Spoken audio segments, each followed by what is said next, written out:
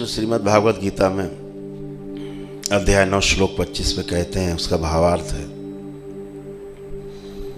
अपने शरीर यात्रा में, अपने जिंदा में, अपने जीवन काल में जिसकी आराधना पूजा करोगे, जिंदा में उसके साथ रहोगे, मर जाने के बाद भी उसके साथ रहना होता है। परम पूजनी बाबा जी यात्रा में साथ साथ हैं। इस शरीर के न रहने के बाद भी आप उनके साथ साथ रहेंगे। व्यवस्था को समझने में सुख है। तंत्र एक व्यवस्था है, व्यवस्था दर्शाता है। यह शक्ति दरबार की आपकी कुंडलिनियों को क्षण में खोल सकती है, क्षण में बंद कर सकती है, क्षण में कुंडलिनी आपकी व्यवस्थित कर सकती है। अगर कुंडलिनी को व्यवस्थित ना करें तो आपका शरीर भी स्वस्थ नहीं हो सकता, रोगी बना रहेगा। जब तक कुंडलिनी व्यवस्थित नहीं होती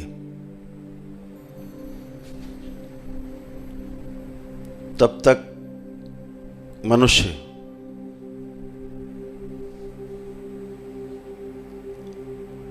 अपनी अनुभव की यात्रा को शुरू नहीं कर सकता।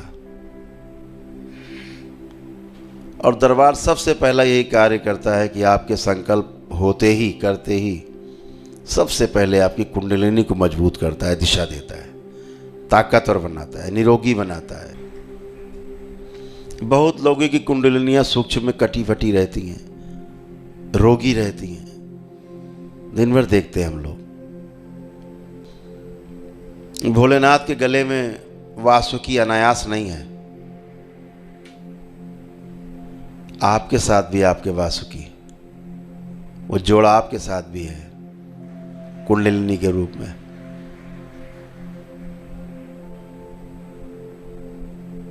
सब में है, प्रतीक है।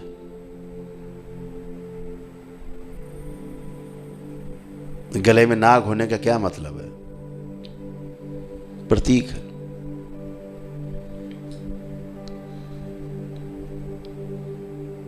हमारे महापुरुषों ने प्रतीक चिन्ह बनाए कि आपको हमेशा समय समय पर ध्यान आता रहे।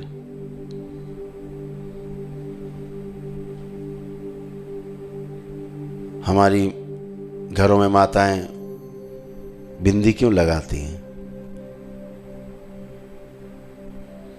माथे पर बिंदी लगाने का क्या महत्व है? अनायास नहीं है। हमारे ऋषि मुनियों ने कोई चीज छोड़ी नहीं, जानते थे वो। इस मानव मन को बहुत अच्छे से उन्होंने समझा है।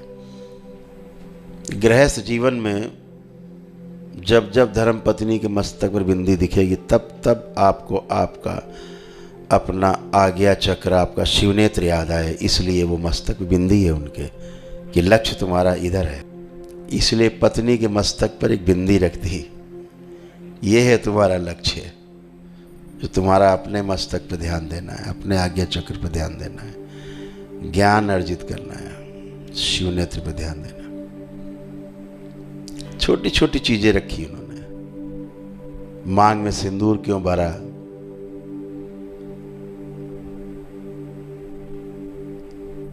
महिलाओं को ढीले वस्त्र क्यों पहनाए?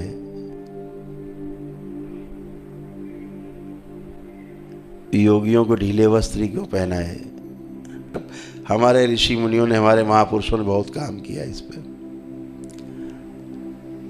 और हमें सब कुछ दे गए, कुछ छोड़ा नहीं, कुछ बचा नहीं। तो हमें सब अपने ऋषि मुनियों के बताए हुए मार्ग पर चलना है, उसका पालन करना है। निश्चित रूप से लक्ष्य आपकी प्रतीक्षा कर रहा है। और दरबार की शुभकामनाएं आप सभी के लिए कि आप लक्ष्य प्राप्त करें।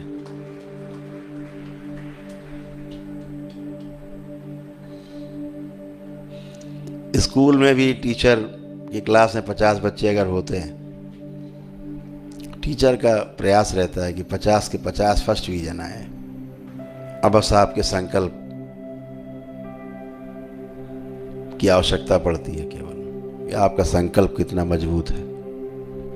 मैं फिर वही बात कहता हूँ, कल भी मैंने कहा, ध्यान रखो, स्कूल में कॉलेज में पास होने के लिए, फर्स्ट डिवीज़न लाने के लिए 60% से ऊपर नंबर ले आए, आप पास हो गए, फर्स्ट डिवीज़न हो गए, बोले हम फर्स्ट डिवीज़न पास हो गए। यहाँ कोई भी डिवीज़न नहीं है, यहाँ कुछ भी डिवीज़न नहीं है, कुछ भी डिवाइड नहीं होता है। यहाँ 100 में 100 चाहिए, 100% संकल्प चाहिए आपका। अगर आपका संकल्प 99% है, 99.999% है, आप अनुत्तीर्ण हैं। आप ये कहा जा सकता है आपके लिए कि आप अच्छे साधक हैं, तो आप अच्छे साधक बन गए हैं। अभी अच्छा साधक होने के लिए 100% चाहिए, बनने के लिए तो चलेगा, 10% चलेगा, 10% चलेगा, 50% चलेगा, 99% चलेगा बनने के लिए।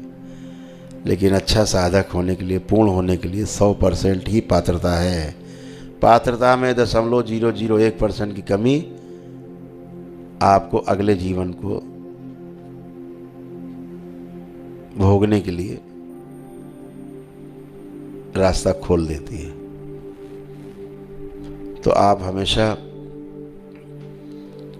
अपने जीवन में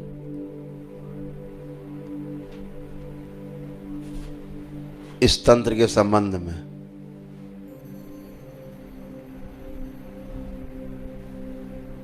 जब भी कोई बाधा उत्पन्न हो तो केवल अपने संकल्प को टटोलना, लक्ष्य को नहीं।